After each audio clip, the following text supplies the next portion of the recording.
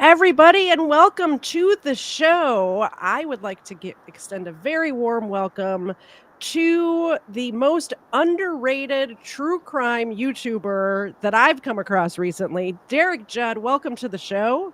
Hi, thanks for having me. Derek runs a channel called the Cowboy Criminologist, and I stumbled across his channel because I was researching something that I was doing on Kfar's channel, who may or may not be in the chat. I haven't checked yet, but it was about that lawyer in Michigan who, like, tried to kidnap a coworker or something like that. Yeah, something pretty close to that. Levi Smith. Uh, Yeah. they they were acquaintances, one thing or another, and Mhm. then he tried to break into her house, but she had a security alarm that notified everybody. It was an exterior security alarm. It went off, and when the police found him, he had put together a kill kit. Yeah. There's no other word for it. Yeah, it was like handcuffs and duct tape and the whole thing. Gun, knife. I mean, yeah, it was like a serial killer starter kit. It was incredible, S and yeah, he was a lawyer before all this Yep. happened, and now he's Ye looking at like 25 years Yeah. minimum. So it's crazy. But you were one of the very few people I saw talking about it, so I did find your channel, and then one weekend, I don't know, about a month ago, I just binged your channel all weekend, and it was awesome. So I highly suggest every single one of you goes over to his channel. I'm gonna put it in the chat right now, and subscribe. Like, I'll even allow you to leave right now and go subscribe and then come back just because it's that good. I wouldn't steer you wrong. I've never steered you wrong before. I'm going to put that in the chat right now. Oh, number 2 already did. Look at that. Thank you, number 2. Thank you to my mods. I appreciate you guys. But yeah, everybody go subscribe to the Cowboy Criminology. And if you're here from his channel, why not hit the subscribe button over here? Why not? We do this every Sunday at 4:30 Eastern. Kiwi Man, he's one of mine. You see some of your people. Hi, Kiwi. Please subscribe. If you think I've earned a like, hit the like button too. Don't do it unless I earn it though. So hold off. Just so all of the new people here know, when somebody super chats or supports the channel in any way over here, my co-host, thank you very much, Ron, for the super chat. I'm glad you did that so I can let the people know. If you donate over on this channel, my co-host Xena, there she is, gets a milk bone on air. That is what we do over here. We talk about lots of gruesome stuff, so sometimes you just need to give the puppy a milk bone, right? Hey Xena, wake up. Ron loves you. This is Xena, everyone. She's my co-host. Here you go. Wake up. There she is.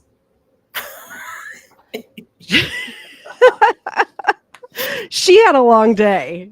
She's had a long day. So, welcome everyone. Welcome, Derek. Today we're talking about the craziest thing I've come across in a while. I don't know about you.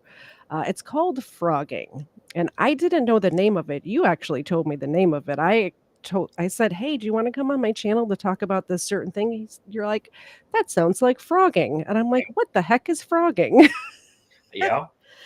It's basically when somebody lives in your house while you're living there, which is Yeah. crazy. Yeah. So it's different than squatters. Squatters just come in, take over your house, but Mhm. with a frogger, they're actually intent on living there undetected. Yeah. And you'd like to think that it's oh, hang on just one second. So Billy Okay. and Wayne, hi guys, I appreciate it. That's my brother-in-law and my dad. So Oh, that's kind of cool. awesome. But yeah, so they'll live there as long as they can Mhm. and try to go undetected. But a lot of times the sad thing is people don't know that somebody's been living there, and more frighteningly, they find out that somebody's living there. Yeah, and that case that we're going to talk about today has a very frightening ending. Y'all get ready for that. But when I started looking into this, I had Mr. Zed check the attic and the basement because, like, who knows who's up there? Like, who knows? You hear weird noises, you just kind of, like, brush it off like, "Oh, it's probably the wind. The pipes are making weird noises. Who knows?" But could be somebody living in your attic. So definitely, if you're not having nightmares about it, you will after this episode. Yeah, you probably will because it's just so weird that people do this. Exactly. So we're going to talk about a gentleman named Ezekiel Zayas and a family, the Campbell family. They moved to Hawaii. You waving at people in the chat? That's I funny. am. I am. I'm a nerd. I'm sorry. I'm a That's nerd. okay. That's okay. Just so you guys know, my audience sees me live every Sunday at 4:30, but Derek's never been on a live stream before. So be nice, guys. Be very nice to him. Give him all the encouragement. He's doing great. So James and Brittany Campbell, they had known each other since high school. And, they reconnected in 2017. They had dated a little bit in high school as teenagers, but they reconnect in 2017 in their 30s. They had both been in other relationships and stuff like that. They get back together, so, they fall in love. I was gonna call him Derek. You're Derek. James has 2 sons from a previous marriage, and Brittany has wanted to be a mom her whole life, so it works out perfectly, like insta family. Right? I had this sort of the same situation when I got married to my husband. We were both 30. He had kids from a previous marriage. I wanted to be a mom my whole life. Almost the same story, which I think kind of drew me to this story. Um, in 2018, James and Brittany. Oh, I got to get my presentation ready. I forgot I did a presentation this week, guys. I went above and beyond because you're here, Derek. I don't normally do a whole thing. I I did appreciate I it. did a whole thing. Here. Here we go.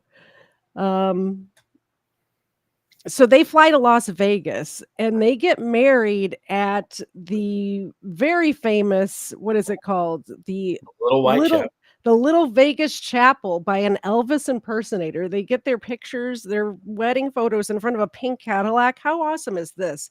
I kind of wish that I had just went to Vegas and got married because the stress of a wedding, and the money for a wedding, it's just like the whole point of getting married is being married. That's the most important part. And I kind of wish I'd saved all that money we spent on the wedding on the down payment for where I'm sitting right now instead of spending all that money on a wedding. But what are you going to do? You know, you live, you learn. I'm not planning on ever getting married again. I was going to say next time, but there's not going to be a next time. um, so James was in the Navy, and shortly after they got married, he gets stationed in Hawaii, which is amazing. Were you ever in the military? Yes. I think Or, I knew that, but I wasn't sure. How awesome is it to get stationed in Hawaii? if you're a high-ranking staff non-commissioned officer or officer, it's great because if you're part of the E3 mafia like I was, uh, it's horrible. I had a bunch of friends who got stationed there right out of infantry school, and Oh, and they talked about having to stay on base because everything was just so expensive for them. yeah. My husband is always a Marine, but was a Marine, retired Marine, or veteran, Marine veteran, and they sent him to Japan right out of boot camp. So he was in Sasebo, Japan, for a very long time. And then California and other places, 29 Palms. I don't know. He was all over the place, but for the most part, it was Japan and California, which California doesn't sound too bad. But Hawaii would be awesome. I kind of wish I knew him back then, and I could nudge him and say, "Try to get stationed in Hawaii, hun." Yeah, Have you been to Hawaii? I have never been to Hawaii. I have. It's beautiful. Highly recommend. That's what I heard. Yeah. So they get stationed in Hawaii and they go and they find a very nice house at let me see what I got going on here. It's all live, guys. So there's going to be stutters and stammers. I know that everyone from your channel is used to seeing like clean cut, tell the story. We go off on tangents around here. I don't have anybody to go on tangents with. It's just me by myself. But they're used to the stammering and stuttering, so if they watch my channel, so they're probably all right. They're probably not going to notice too much difference. So Yeah. So we're on Oahu here, and we're going to go to Joint Base Pearl Harbor Hickam, which is here. I have actually been to the. Okay, so the day I was in Pearl Harbor, we went to go see the little memorial thing, and somebody had like one of the captains, like you have to take a little boat over there. And the day before we were there, once in a lifetime experience, by the way, one of the captains hit the dock. So we couldn't, they took us out there and we could look at it from the boat, but we couldn't get off onto the memorial. I don't think I'll ever be back there. It kind of stinks, but at least I was there and able to see it. yeah, that's an awesome thing to see. It's Yeah. I've only gotten to see pictures, and I've Mhm. heard my family that's been in the military and been stationed over there, and some of my buddies, they just talk about it. And it's beautiful. It's somber. It is somber, very somber, and you could still see like the oil dripping up to the surface, and Yeah, it's just like, wow, that has been, how many years has it been, and it's still. It felt like it felt like those men were trying to speak to you just by there still being movement and stuff yeah, down there. It was, I don't, I'm a little crazy like that, but I think of stuff like that. Anyway, back to Brittany and James. They find a nice little neighborhood. It kind of reminded them of the mainland because it was in a neighborhood with like a cul-de-sac. Um, and the way that some of the houses in Hawaii are very Hawaiian, like you could look at them and be like, oh, that's in Hawaii. This neighborhood kind of looked like a normal suburban Midwestern neighborhood, which they loved because it reminded them of home. The James had the two sons, and they moved there with their cat named Mr. Franklin. And when they got to Hawaii, they adopted a dog, which comes into play later. So remember that. They started to notice some weird stuff going on in their house. So they get to the new house. They have all of their boxes in the garage. Like they don't unpack right away. Honestly, we bought this house 17 years ago, and there's probably still boxes in the garage that we've never unpacked, you know. But they had their whole garage full of boxes. And one day, Brittany goes out to the garage to get something, and all of the boxes are like dumped over, stuff has been gone through, and she's kind of a little ticked off because she organized everything. She's very on top of stuff. So she had the boxes labeled, like this is for this is what's in this box, and now everything was just a mess. So she's like, who went through my boxes? What is going on here? And so she asked James, and he's like, I didn't do, I wasn't out there at all. I've been at work, whatever. I did not go through the boxes. She's like, well, must have been one of the boys looking for something, looking for a toy or a game or something. So they question, military people. They question the sons. They sit them down and interrogate them. I don't know if they did that. I'm making that up. But neither one of their two sons, and these are preteens. I think they were 10 and 12 at the time, so young boys, and both of them deny it. And Brittany believes them and thinks something's up, but James is kind of like, nah, it's probably just one of the boys, and they're just afraid to admit it. Obviously, this is a new mom, well, stepmom, and they don't want to disappoint her. They don't want to get in trouble, so they're probably just fibbing about it, right? But Brittany is kind of more a little suspicious. Like she's not sure what's going on, but she believes the boys. So nobody claims responsibility for the garage thing. And then not too long after the garage incident, Brittany is home alone. She's in the master bedroom. She's doing her makeup, watching a YouTube makeup tutorial. I've been there. I don't know what to do with my makeup. So I watch those tutorials. I totally get it. And she hears suddenly the front door slam shut. And it startles her because she's home alone. Like I know you're not a woman, but as a woman, if I'm home alone and something weird's going on, it startles me. Yeah, definitely. And I want to check it out. And I grab a weapon and I check the house, but that's me. I'm not Yeah, most of yeah. it. Marines have very short tolerance for people showing up unannounced and uninvited. So when even if the doorbell goes off, if Mhm. there's a knock on the door and I'm not expecting somebody, is the alert goes up. So yeah, I Yep. totally see where you're coming from. Yeah, absolutely. And my husband has trained me well, not only in being more self-aware, like aware of my surroundings, which I was not at all when we first got together, by the way. I'm way more aware of my surroundings now, and I'm way better trained at how to defend myself if something was to happen. That's And awesome. doing this true crime stuff kind of puts you on high alert too, not gonna lie. Oh yeah, yeah.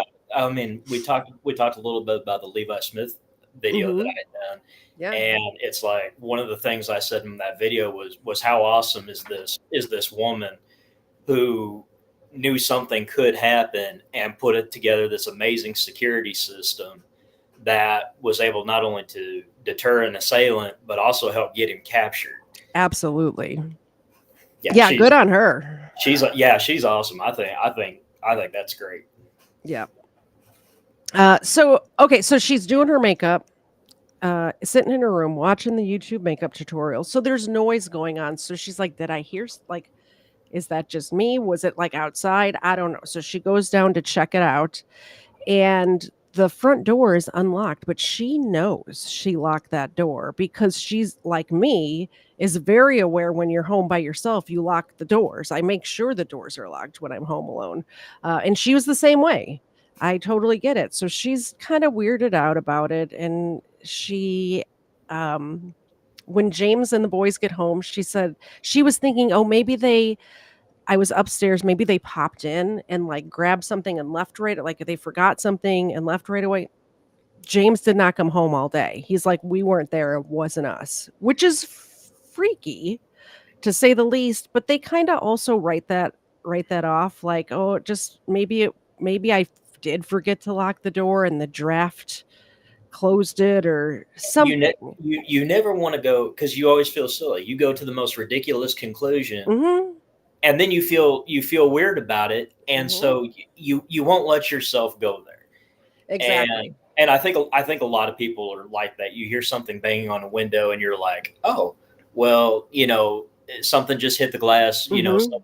Something just shook. It's not that big a deal. Yeah, bird hit the window, something. Then you go out and you find footprints in a cigarette outside your window, and you're like, yeah, Yeah. we're gonna need to talk to somebody about that. Mhm, exactly.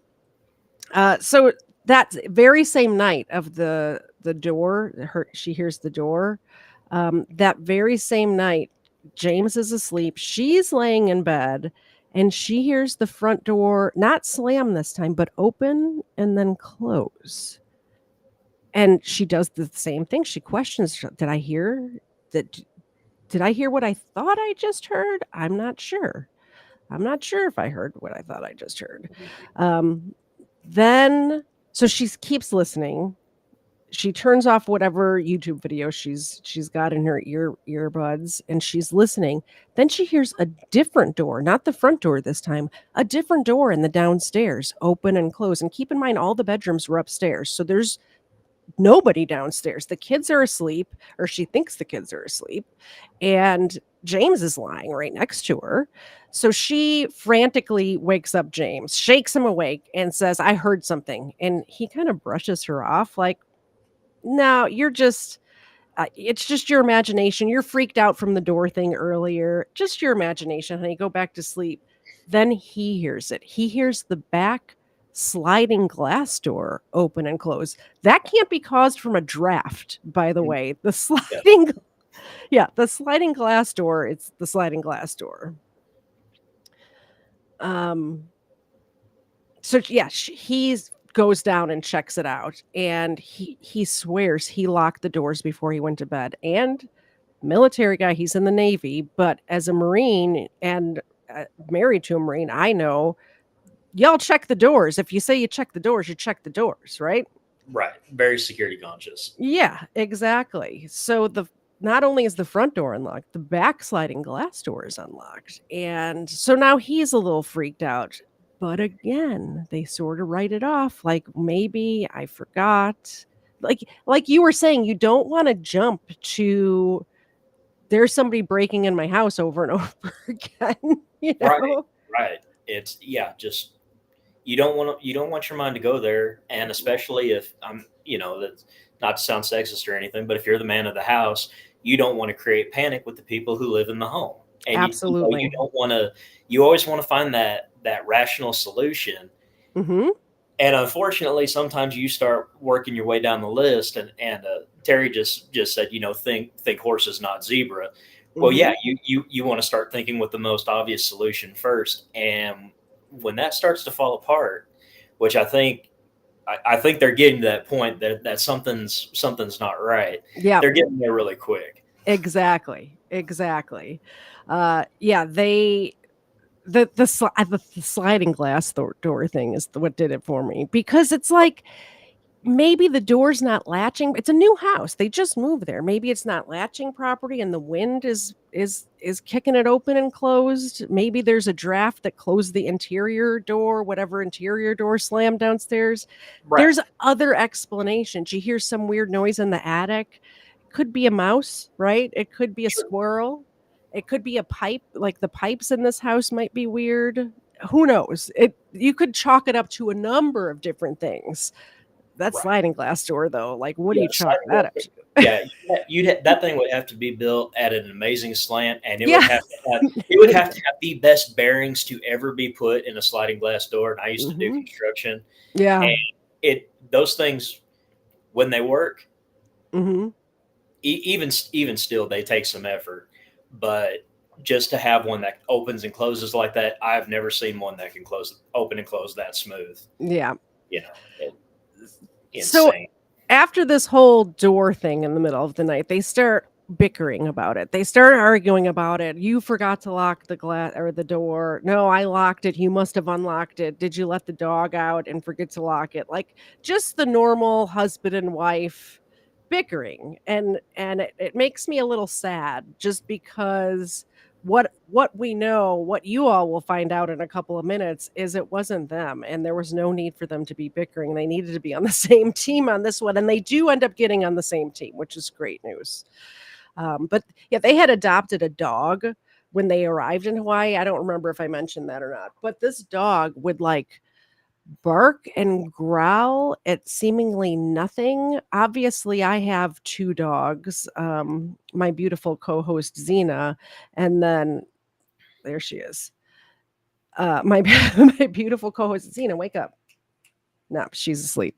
Um, and also, my husband has a dog named Ava who's here sometimes. If you guys come back, you'll see Ava from time to time as well.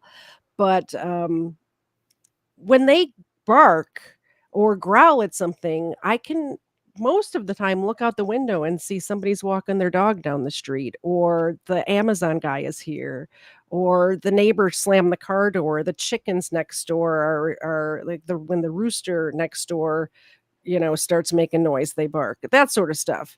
This dog not only was barking normal, but growling, which is weird. I've been a dog owner my whole life. They don't usually growl unless something's wrong. That's right. Yeah. So Yeah, now when your they're dog starts like, growling, there's an issue. yeah, the Campbells are starting to think they have a ghost.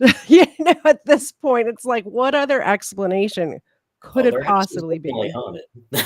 Yeah, I would think the same thing. I have thought the same thing. I really think I might have a ghost in my house. I don't even believe in ghosts necessarily, but there's been some weird stuff going on in my house in the last couple of years. Just saying. uh, I've had to do security checks at when I was a police officer at mhm, cemeteries and stuff, yeah, and being out there all alone, middle of the night, 2, 3 o'clock in the morning. yep.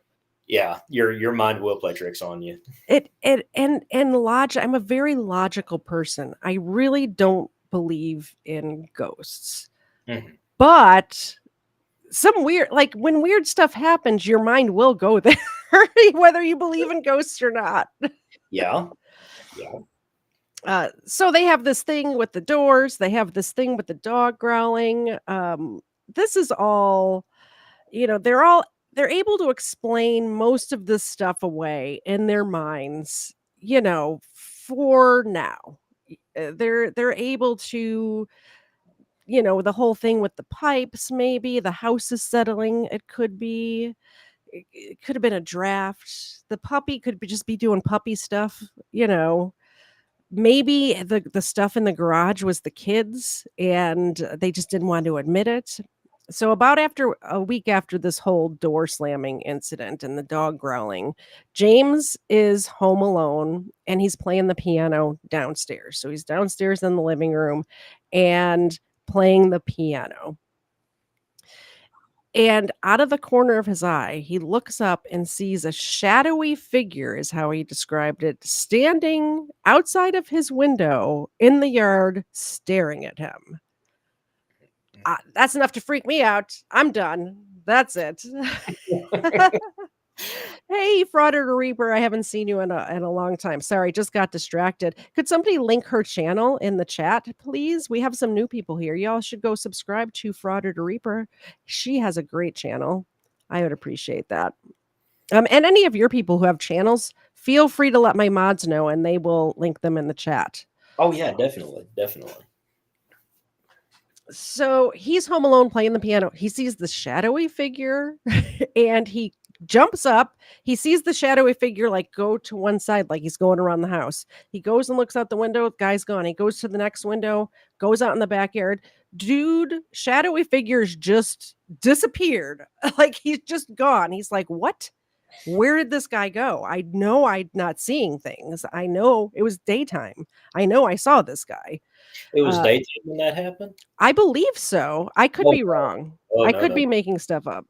Oh, well, I'm sorry, the daytime thing just makes that even more creepy. Well, Creepy. remind me to come back to that because that's a whole different thing criminologically speaking.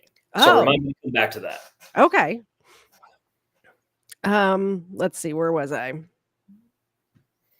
Shadowy figure chased him and he's gone. Yeah, he's gone. So then about a week after that, he is there we go. Sorry, I'm trying to get to here's James and Brittany, by the way. I meant to have their pictures up while I was talking about them. Aren't they the cutest couple ever? I think they're adorable. So he's home alone with the boys. Him and the boys are just having, Brittany's out shopping, whatever she's doing. I'm not sure, but she's out of the house. And James notices on the calendar this note written on the calendar. And it doesn't look like Brittany's handwriting, but he's thinking, well, maybe it's just Brittany playing a joke on me. I'm not sure, but it says set up all your devices at home. Start your rehabilitation. Learn. 2 exclamation points with a smiley face. And then it also says try and clean your home. Pick one and do what I did today. He's like, what is this weird cryptic note? It doesn't look like Brittany's handwriting, but maybe, she's just messing with me. So he doesn't even say anything about it. He thinks that it's her way of telling him to clean up the house. So he and the boys spend the afternoon cleaning the whole house, which is, very nice. Great. But turns out Brittany didn't write this note, guys. It was the dude. It was the shadowy figure. He wrote the note in their kitchen, by the way. This is not outside anymore. This is in the kitchen. It's not in the garage. It's in the kitchen, which is very close. Like that's too close for comfort. The garage is really too close for comfort.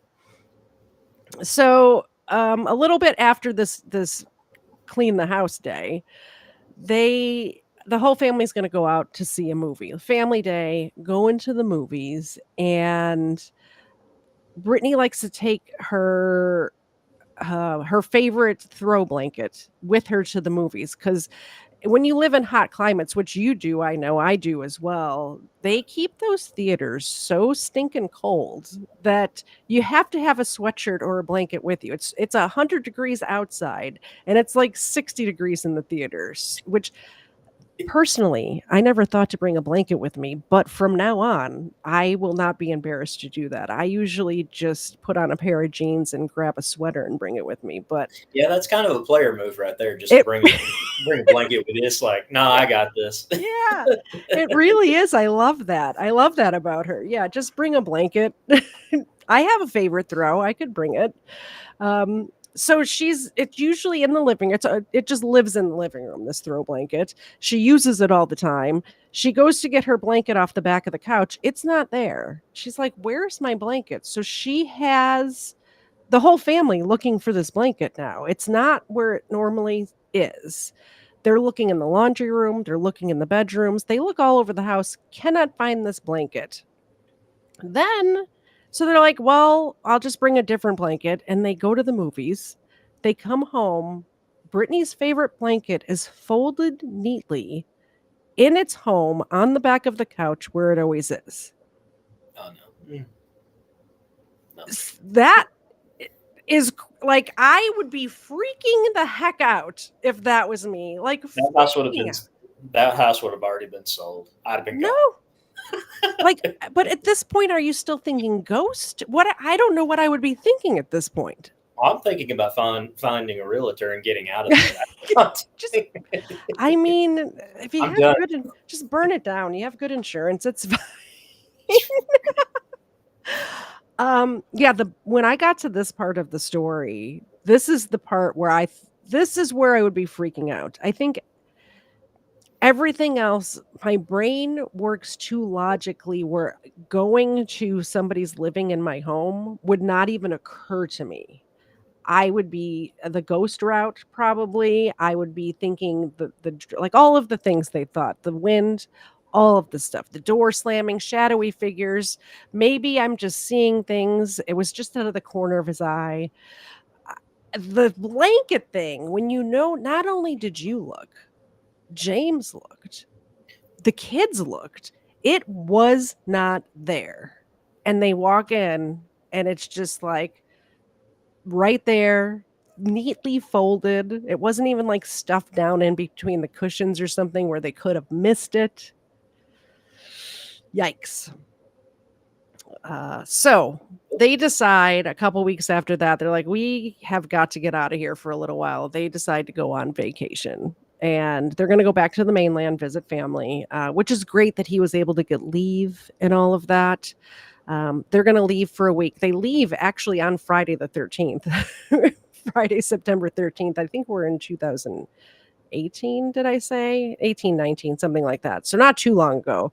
They decide they're going to go on vacation. They come home on September 20th. This is where stuff gets crazy, guys. They fly in. Their house is very near to the airport. And I had the map up earlier, but the airport is right next to the base, and they said the base was right down the street from the house. So it's not too far of a drive from the airport. They turn the corner. They're in a cul-de-sac, so they're coming down the street. They can see their house in front of them. And James's very expensive bicycle. It's a road bike. It's out in the driveway, just not even stood up. He took very good care of this bike. He loved this bike. He was one of those people who loved to ride on the street and block up traffic. You know those people. I don't know if I really don't know. I was making that up. I don't know if it was a mountain bike or whatever, but um, it was a very expensive bike, and he wouldn't just leave it laying out in the rain on the driveway like a child, you know? And Brittany said, like, looks at him. He's like, "Did you leave your bike out?" He's like, "No, I didn't leave my bike out. That's like, why would I do that? It's a very expensive bicycle." They are coming in. They hit the button for the garage door before they get to their house. It's raising up as they're pulling in the driveway, and they see their garage is trashed. It is ransacked. There is stuff everywhere. And of course, what would your first thought be if you saw your garage like that? that the house had been burglarized. Rob, that's exactly that's exactly right. That's exactly what James thought too. We have been robbed. So he says, "Kids, whatever you do not get out of this car. You stay here. Brittany, you call the police. Here's a picture of their garage. It's not a very clear picture, but that's the picture they took of the garage. This is what the inside of the garage looked like." He says, "Brittany, call 911, and he is going to go in the house just to check to make sure that whoever robbed them is not still there," which is the very military thing to do. That's exactly what my husband would have done. Is, do not go anywhere until I clear the house. That's right.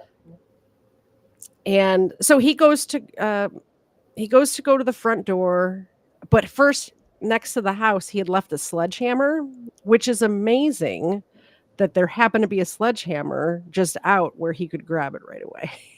um, I always get on to Dave about leaving his tools the last place he used them, but in this situation, turned out okay. You know, like, oh, you need a From, flat from you need a flathead screwdriver? It's not in the toolbox. Where's the last place you used a flathead screwdriver?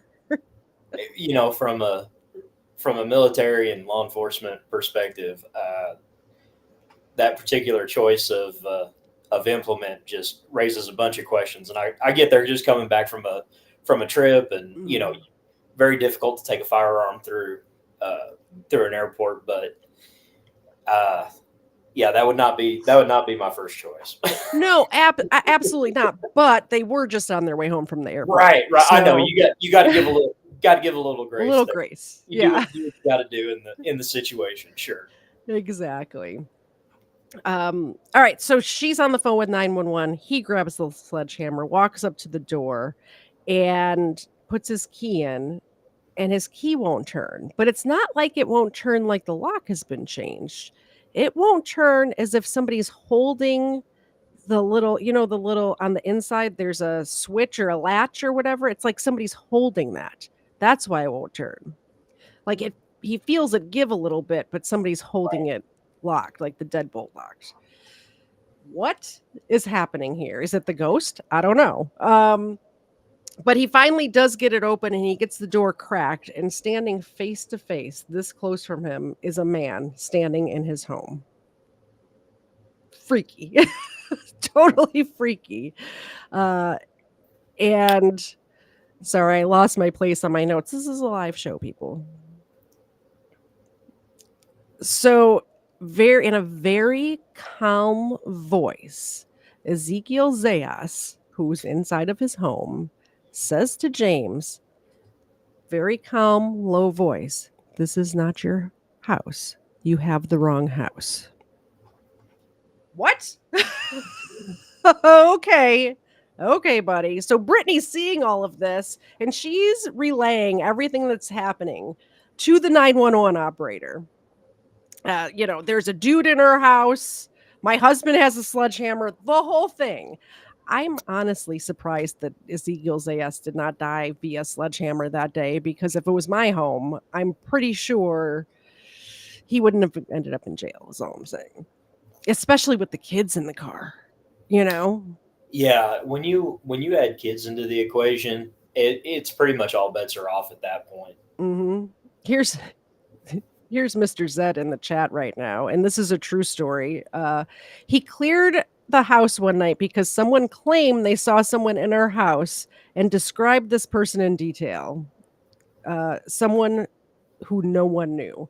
That is a true story, and that is why I think I have this whole story that Mr. Zed is saying right here is why I think I might have a ghost, because one of our friends who was here said, "Who's the guy? Who's your friend that I passed in the hallway?" And he describes this guy. This person doesn't exist, by the way. And it was either New Year's or 4th of July, but we had a bunch of people here, and the friend who was staying at our house just thought it was somebody at the party or whatever. And I'm like, that's not a person that we know. That's nobody. What are you talking about? And Dave, Mr. Zed, literally cleared the house like you would in a military exercise, every single room, every single closet. It was It was interesting to watch. I felt very safe after that night, I'll tell you that much. But I think we might have a ghost, so I'm not sure. Hmm. Or my friend who saw the person was way too drunk, one or the other. We've Could be all done. either. Could be either.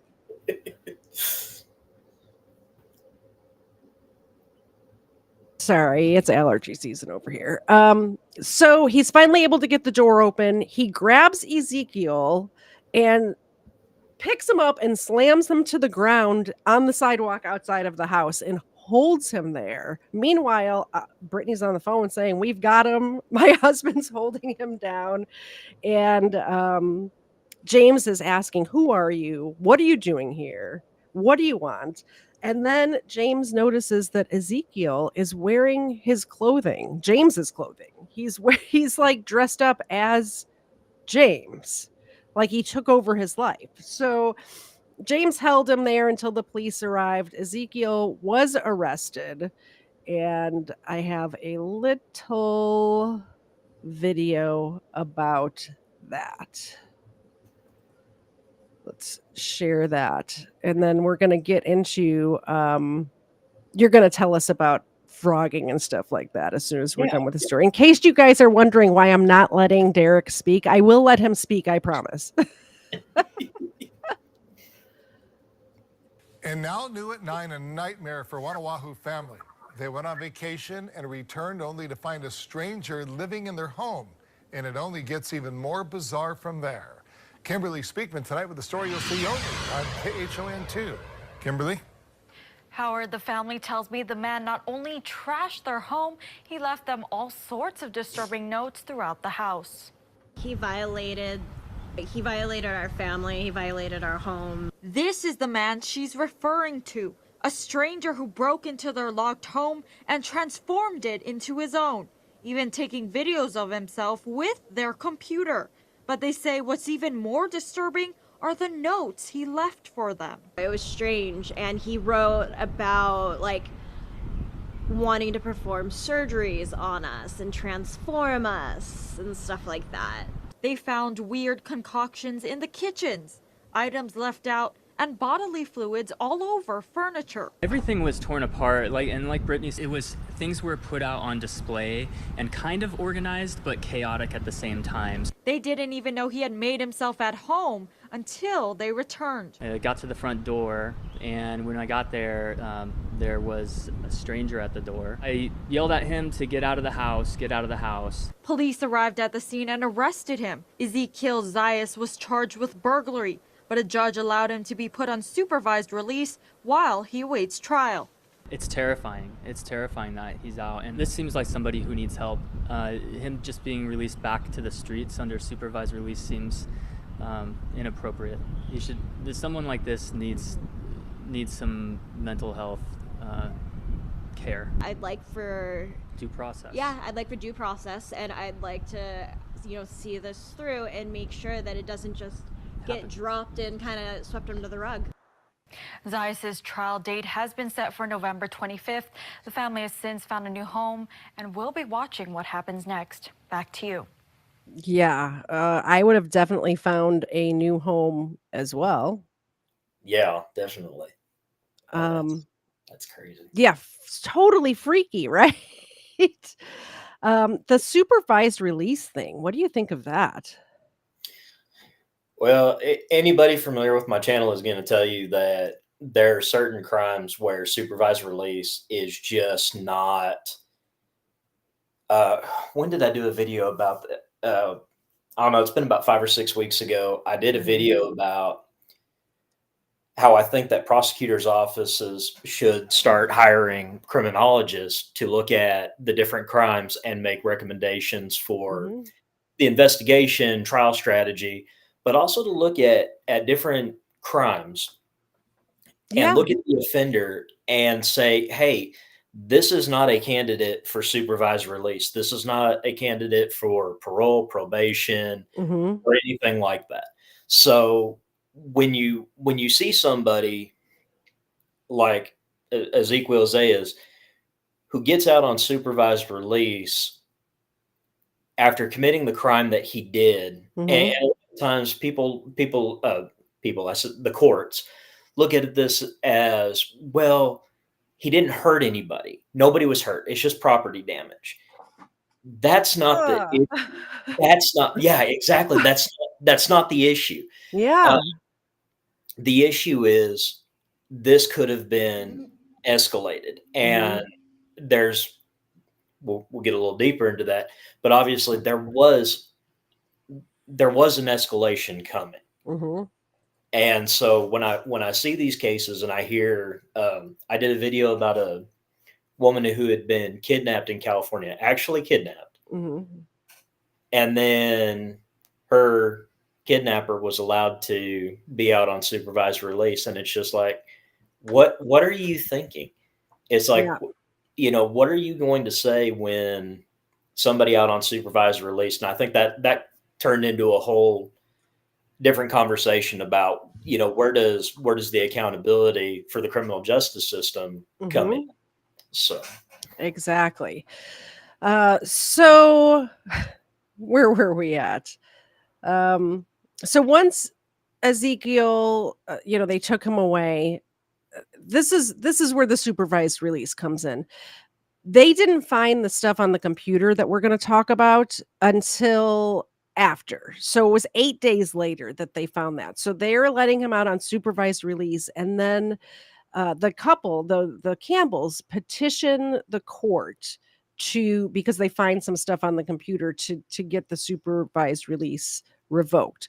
So when they go to when they are able to get back into their home and see what's up in there was a lot of weird stuff going on.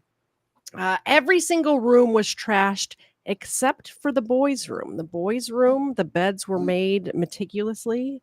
Every single toy was put away in the exact spot where the toy goes, which Brittany said is unusual for the kids. Like when they are told to clean their rooms, they just shove stuff wherever. But it had been like cleaned and organized. There was no dust or dirt or anything anywhere. The rest of the house, including the garage, all of the family's possessions were out and arranged in these weird piles of that didn't make much sense.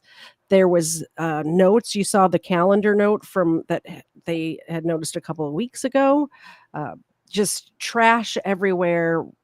All their stuff had been like sorted through, like everything that they owned. The living room, they found a bunch of prescription bottles. That's in this picture here, down there in on the bottom, that were not theirs. It wasn't like he had emptied out their medicine cabinet and put their stuff out. These are random drugs from different people. It wasn't even one person. It's like this guy had been going into other people's homes and stealing prescriptions. yep, There was the master bedroom. This is the freaky part. Get ready, hold your horses, guys. This is the freaky part. Um, in the master bedroom, everything had been gone through, but on the bed was made. There was towels laid out on the bed, and next to the towels, there was knives and medical instruments laid out, spaced apart, like you would see in an operating room, right? Uh, their Their old laptop was also out on the bed and opened, but the screen was black because it obviously wasn't being used right at that moment. But when they clicked the button on the laptop, the screen lit up and a Word document came up.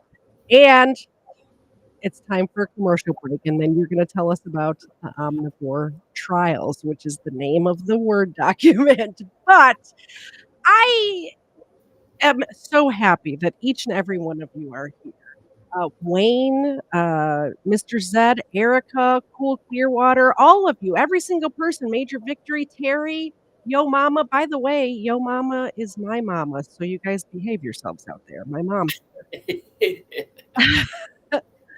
um Terry is my mama, so oh, okay. Terry, meet Yo Mama. Yo Mama, meet Terry. There we go. Uh, this doesn't get sponsored because I talk about stuff that YouTube doesn't want me to talk about. So if you would like to make a donation via super chat, obviously Xena, wake up. Xena Milk Bone on air. But if you want to help out, to support the channel and actually purchase something, you can go to ktz.com. That's KTZED.com. And on there, I have different people's merchandise on there. By the way, when you need merchandise, let me know. I have a website. Right now, the featured collection is Patriot Jam. Obviously, we just finished Patriot Jam, but you can get any of these designs here, shipped directly to your house. If you want KDZ merchandise, it's here. You can get the True Crime with Xena featuring KDZ merchandise because, of course, I know you guys are not here to see me. You're here to see Xena. There's her sleeping right there. That's what she does best. All of the things, the Crime Land stuff, the Overruled stuff, the Xena stuff. I would appreciate it if you bought something. That'd be great. But along with all of my merchandise, you can get Iggy Normus's stuff. You can get K-Fur stuff. The Sunset Saints is a band that played at Patriot Jam. Their merchandise is up there now too. The one that I want to point out is the Christ is King collection. I have the shirt on right now. There it is. The Christ is King collection. This is a collaboration that I did with Iggy Normus and Let's Be Frank from the Let's Be Frank YouTube channel. And every single penny that we make on any of these products goes to onemorechild.org. This is a Christ-centered nonprofit organization, and they help out families in need. They help out single mothers. They help out women who decide not to abort their babies. They decide not to kill their babies. Imagine that. And they actually will help these women with baby supplies and things like that. So the Christ is King collection, the King collection on ktz.com. Like I said, every single penny goes to onemorechild.org. We've already raised $138 for them. And I appreciate, honestly, I'd rather have you guys get this stuff, or the link is in my channel description. If you want to donate to them directly, let me know that you have done so, and I will shout you out on my show for sure. But I would much rather raise money for them than for me. So I would appreciate that. That's KTZED.com. You can get all of the things there, and I would appreciate it. That's the commercial, guys. Did I do good? Did I do okay? All right, back to the show. You're going to tell us about the omnivore trials. So they open up their computer and they see this Word document labeled the omnivore trials. And while you're telling us about it, I'm going to get a picture up on the screen of that. Okay. Let me grab it right quick.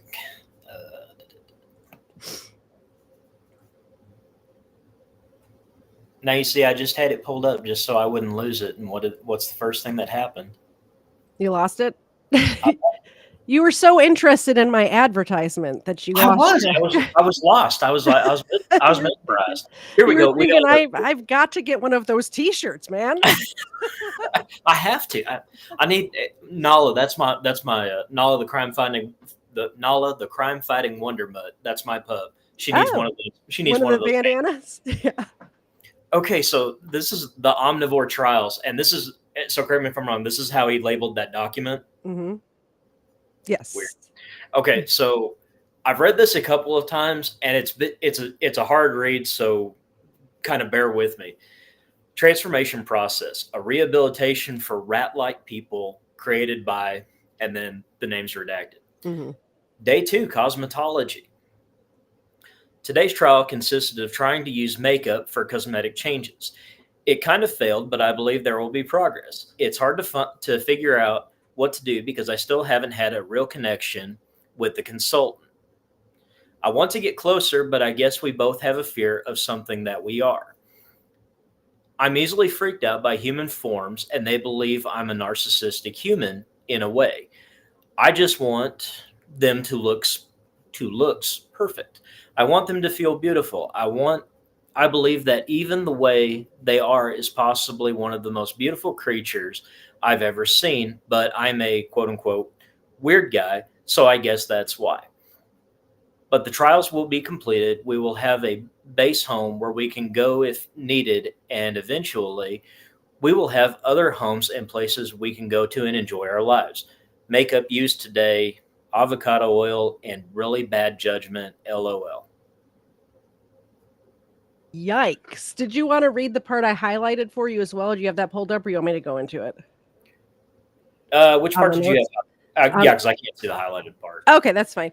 I didn't get the highlighted part. Now that I think about it, That's okay. I got it. Go for So it. in this document, and then I see you guys' super chats. As soon as I'm done with this part, Zena will get her treats. I appreciate it so much. By the way, thank you so much for donating. This document was a detailed diary of the Campbell family. Now imagine you've just gone through this traumatic experience where some dude's in your house after you get back from vacation, and you find this this Word document. In this document, there's details about their life that nobody knew. It's not like they were. Keep in mind, they were just thinking, they didn't even put two and two together yet. They thought that it was just some dude that broke into their house while they were on vacation at this point until they find this document. There is detailed notes recounting intimate conversations that James and Brittany had in their master bedroom about their children and their family. There was notes about Brittany's struggle with infertility that she had not even told her family about yet. Nobody knew except for James, and they spoke about it in their master bedroom. Creepy. Ezekiel even added his own thoughts on the subject, saying that Brittany needed to focus on the children she has instead of worrying about having another child. There was notes about what time the family watched TV in the evenings, what shows they watched on which days. Just like keeping track of these people. James' work schedule, the kids' school schedule was in there. It goes on into details on how Ezekiel could fix or reform the family with different surgeries. Yikes, with the instruments laid out on the bed, including sexual reconstruction and a hand or arm transplant. I don't know what that was about. Your guess is as good as mine. But also on this laptop, they looked at the search history, and there was like he had been shopping for surgical tables. I don't know, on Amazon. I'm not sure where, but he was Googling surgical tables and how much they cost. He was looking into how to surgically remove a human arm and reattach it, how to perform gender reassignment surgery. Throughout the document, he refers to the family as specimens or creatures, never by their names or as humans. The also on the laptop that was out on the bed, there was videos that he had recorded on Brittany's current laptop. She had noticed, like, hindsight is 2020, right? She had Right. noticed the light on her webcam going on and off throughout the day, but she especially noticed it at night when the room was dark, obviously, because the laptop was in their bedroom on a desk in their bedroom. And this is how he was spying on them, obviously. Uh, she had noticed that in hindsight. She had noticed it going on in the middle of the night and stuff like that. She found video files on the old laptop that were from the perspective of her current laptop. And there was also, like they said in that video we just watched, there was video of Ezekiel sitting at Brittany's desk putting on makeup, and like there was one where he like had shaved and put makeup on like half of his face, which is in the thumbnail, which was the freakiest picture I've ever seen, which is why we included it there, right? The full document has not been released, but Derek read the excerpt from it, and there's a reason why it had not been released, and I'm going to share that with you now. And I'm going to get the milk bones ready for the people who have super chatted. I know you guys are here to see Xena. I get it. I understand. She's pretty cute. All right, here we go.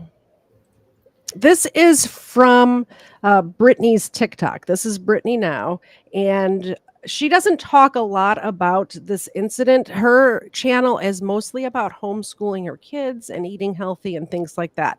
It's a great TikTok channel. Highly recommend. Go subscribe to her over there, especially if you're into that sort of healthy living, homeschooling your kids type of stuff. But this is about the omnivore trials. Hey everyone, so I'm getting a lot of people who keep asking me like why I haven't uploaded any of the omnivore trials, like the video that was made in our house, and any of the like documents that were written, like kind of the guy's manifesto, mainly because it includes a lot of inappropriate content. He says a lot of disgusting stuff about me, about my family. There's violence towards children mentioned in it, and a lot of it just isn't really appropriate to be put out. I still have a hard time going through a lot of it. I'm working on making kind of an edited down version for people. So I just wanted you guys to know that I am seeing that you want it. I'm just still working on it. Yeah, so that makes sense to me. I understand why she wouldn't want, I could understand why she wouldn't want to put that out there just unedited, right? It's so nice to see a content creator like use some common sense and some filter. Like, hey, maybe not everybody in the world needs to see this, and does a great job kind of explaining that why she didn't do it. Exactly. And that's terrible. I can't even imagine. Real quick, thank you very much for like I said, this is live and this is what we do over here, so I appreciate you putting up with this. But thank you very much, person 1122, for the super chat. Xena, wake up. she's very sleepy. We got a couple of these to do, so let's get it done. Here goes Xena. Do a shake. Do a shake. Oh, there it is. You gotta get up. Here. Thank you, Parson. And Smith W. Thank you very much, Smith. Huzzah. What is AESOP? I'll think about that. Maybe let me know in the chat because I'm kind of Aesop, blind. like the fables? Maybe. Maybe. Do another shake. There you go. That's close enough. Get up. Get up, girl. And one more. I saw Cool Clearwater. Thank you very much, Cool Clearwater. Treat catching. Oh, you think she's gonna catch it right now? She won't even like pick her head up to get it. You really think she's gonna catch it? Okay, we'll try. Ready, Xena? I gotta back up. You ready? Ready? No. Hit her right in the face. Hit her right in the face. We knew that was gonna happen. She's an old girl, Thank you. And I think we needed a little puppy time for all the horrible stuff we were just talking about. So that was perfect timing. Thank you very much. I appreciate it. Let me put this back up here. Oh, wait, we got one more. One more just came in. Got it in under the wire. By the way, if anybody super chats in between now at the end of the show, we're going to hold off till the end and we'll do it again then. Thank you very much, Erica. Yes, much love for Xena. We'll see if she can catch this time, right? Do we want to do take bets on whether it'll just hit her in the face again or if she'll catch it? Take bets in the chat. All right, you ready? You can do it.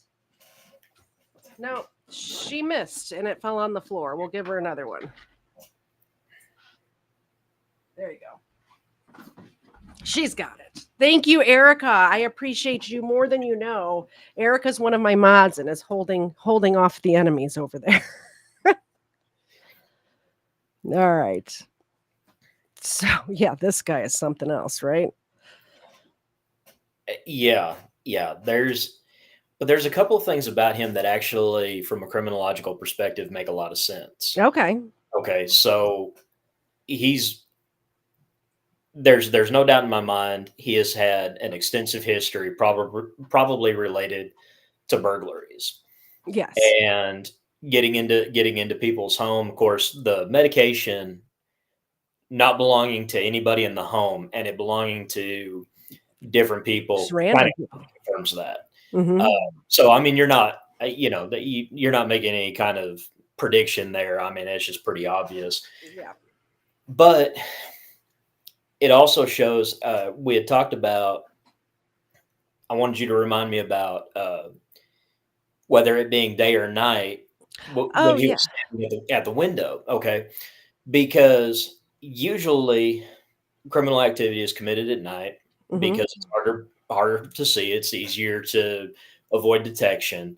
So somebody standing And outside your home during the day. just so you know, I don't know if it's said day or night. I think sometimes when I read stories, I get a picture in my head, and in my head, it was during the day, but it very well could have been at night, but let me know the difference between the 2 either way. Okay, yeah, sure. So if you're doing that at night, you're trying to stay secreted. You're trying to Mhm. stay isolated. You're avoiding detection, which makes a lot of sense. Yep.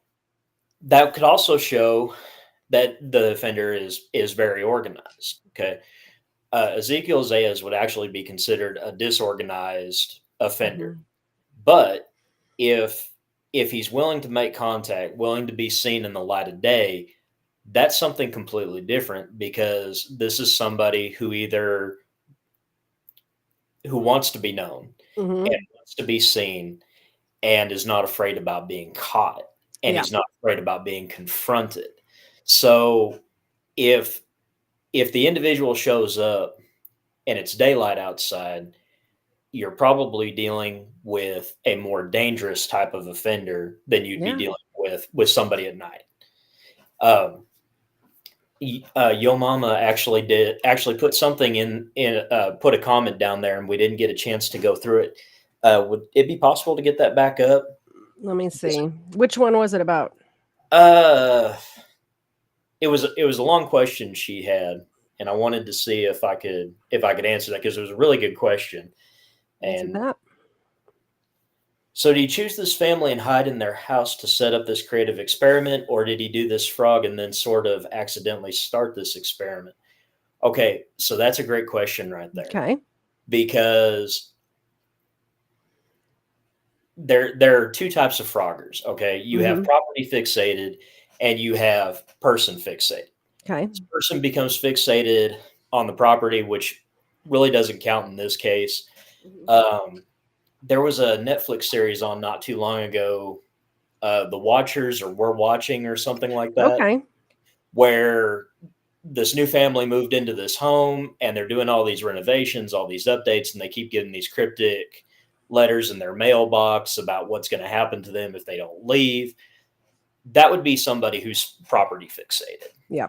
It has nothing to do with the family. They don't really care. They just want the family gone because they want the house to remain in whatever Yeah. condition it's in. But this type of frogger, he's person fixated. He's fixated. In this case, it sounds like he's fixated on the family as a whole. Oh, yeah. So, what it seems like to me with the preparation that he's taken and his his quirks, the documentation about things, tells me that he kind of had his eye on the family, Mhm. probably for a little while, and found a way to gain access into the home, found a way to be secreted in the home Mhm. where he wouldn't be found out. Yep. The only problem with that is if it hadn't been the Campbells, it would have been somebody else. Yeah. So, you can't sit there and say, well, the Campbells didn't do this, the Campbells didn't do that. There's no telling. It would have just as been easily for them to go down the street and find somebody else. It could have been way worse too if it wasn't the Campbells. Because I think because it was the Campbells and it was a military guy, nobody was hurt. I mean, mentally hurt, obviously, Yeah, but sure. none of them were actually physically hurt, and that could have been way different if things didn't play out exactly the way they did. Yeah, that's another interesting thing too. I mean, of course, being in Hawaii, Hmm. it's a lot like different areas of the country. You don't start a fight with somebody who has a haircut like mine in San Diego Yeah. because you're kind of taking your life in your own hands. Same thing Hmm. in Norfolk, Virginia, and places like that. So I don't know if maybe he just wasn't, because that's a huge military population, Yeah.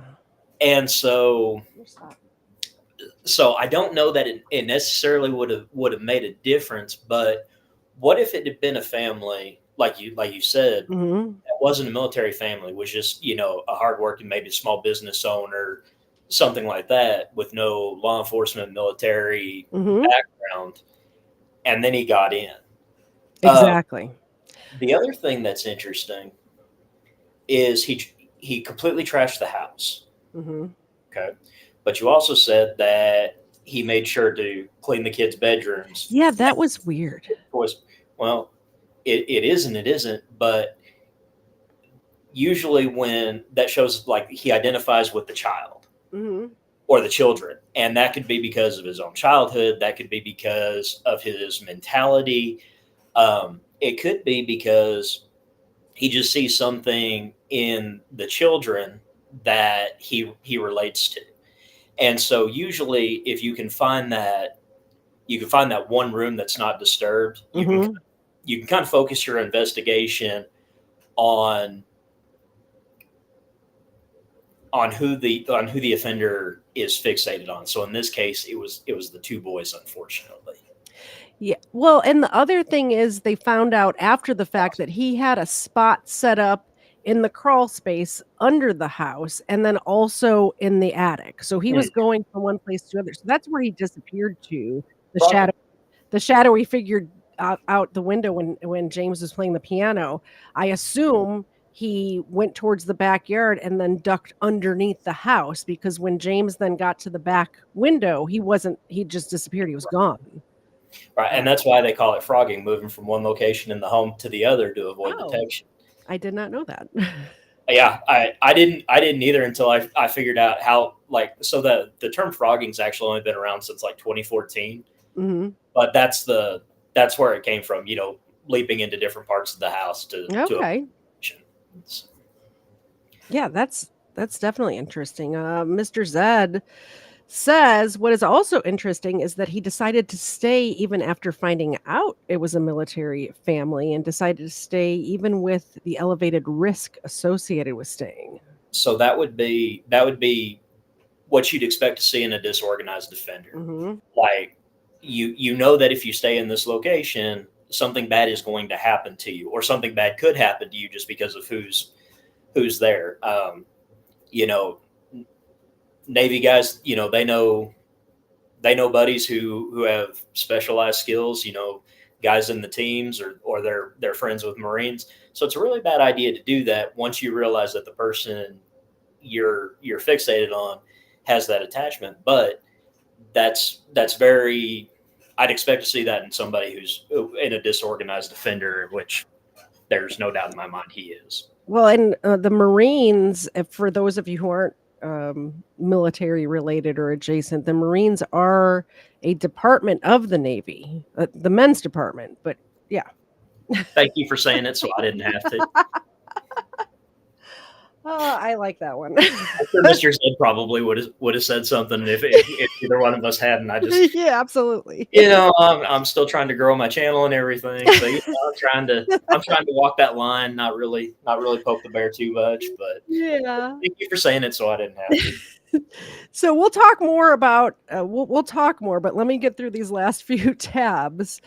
So Ezekiel Zayas was a 23-year-old from Bridgeport, Connecticut. We have no idea how he got to Hawaii, but he was in Hawaii. Obviously, he had been living in the attic and the crawl space, and I don't even remember what I had pulled up to share, but we're going to share it and see what happens. Share this tab instead. Click. I have to click all the buttons in the correct order. I'm doing actually fairly well today. which is unusual. Maybe you're a good luck charm, Derek. I wouldn't know the difference, but you're doing this news anchor. Like, he had two choices in life. He was either going to host the news or a game show. One or the other. There was nothing that, like, he couldn't be a car salesman or anything like that. He needs to have the microphone with the little ball on top, Yeah, like a long yeah, stick like that. he was guaranteed success, but it was going to be as a news anchor or a talk show or a game show host. So, good on him. Dreams come true. One or the other. And now new at 9, a nightmare for one Oahu family. They went on vacation and returned only to find a stranger living in their home. And it only gets even more bizarre from there. Kimberly Speakman tonight with the story you'll see only on KHON2. Kimberly? Howard, the family tells me the man not only trashed their home, he left them all sorts of disturbing notes throughout the house. He violated our family. He violated our home. This is the man she's referring to. A stranger Like these videos that they're showing here is from the perspective of her desk in their master bedroom. And these are the videos. I couldn't find the whole video. Like, it's not released, I guess, or I just couldn't find it, of what he did record. But there were several of them. The one with the makeup with his face half done, and this one. But this is what they're showing in the background here. who broke into their locked home and transformed it into his own, even taking videos of himself with their computer. But they say what's even more disturbing are the notes he left for them. It was strange, and he wrote about wanting to perform surgeries on us and transform us and stuff like that. They found weird concoctions in the kitchens, items left out, and bodily fluids all over furniture. Everything was torn apart, like Brittany said, it was, things were put out on display and kind of organized but chaotic at the same time. They didn't even know he had made himself at home until they returned. I got to the front door, and when I got there, there was a stranger at the door. I yelled at him to get out of the house, get out of the house. Police arrived at the scene and arrested him. Ezekiel Zayas was charged with burglary, but a judge allowed him to be put on supervised release while he awaits trial. It's terrifying. It's terrifying that he's out. This seems like somebody who needs help. Him just being released back to the streets under supervised release seems inappropriate. Someone like this needs some mental health care. I'd like for due process. Yeah, I'd like for due process, and I'd like to, see this through and make sure that it doesn't just get dropped and kind of swept under the rug. Okay, I think we already watched that one, actually. My apologies. Here's the next one. This is where he's getting the supervised release revoked. This is what I meant to play. My apologies, guys. We told you about a stranger who lived in a family's home while they were away. He's awaiting trial on burglary charges and granted supervised release. Now, the prosecutor's office wants it revoked. Kimberly Speakman has follow-up that's new at 9. Kimberly. Bridget, not only is there a motion for reconsideration for Ezekiel Zayas' supervised release, but I've also learned that he's been arrested again for a new robbery case. Yeah, this is what I wanted to get into. He was out on supervised release and then broke in somewhere else. It was like some sort of Buddhist center that he broke into while out on release. Do you see how shocked I look? Yeah. I think you did say 5 minutes ago about how this is a pattern for him with the prescription pills, and he's going to do it again and all that. So yes, very shocking. He did it again. Supervised release, but I've also learned that he's been arrested again for a new robbery case. Last month, the Campbell family came home from a week-long vacation, only to find a man living in their home. What's more, he left their house in disarray and left them disturbing messages. Ezekiel Zayas has been charged with burglary for the incident, but was let out on supervised release until his trial.